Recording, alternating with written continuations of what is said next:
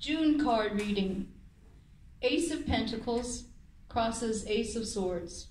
The Sun, then Chariot, conquest of discords. Eight of Pentacles, the Magician. Five of Swords, the Tower, transition.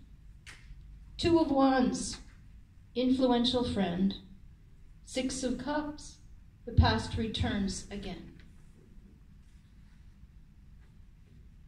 Midnight tea rose. Blue and black dominate cast iron, silvered light. Slivers of moonbeams create hollows in the shady night. Breeze and scent resonate, fragrant midnight tea rose. Sighs of lovers dominate, entwined in nude repose. Sprigs of June decorate soundless shadow wall.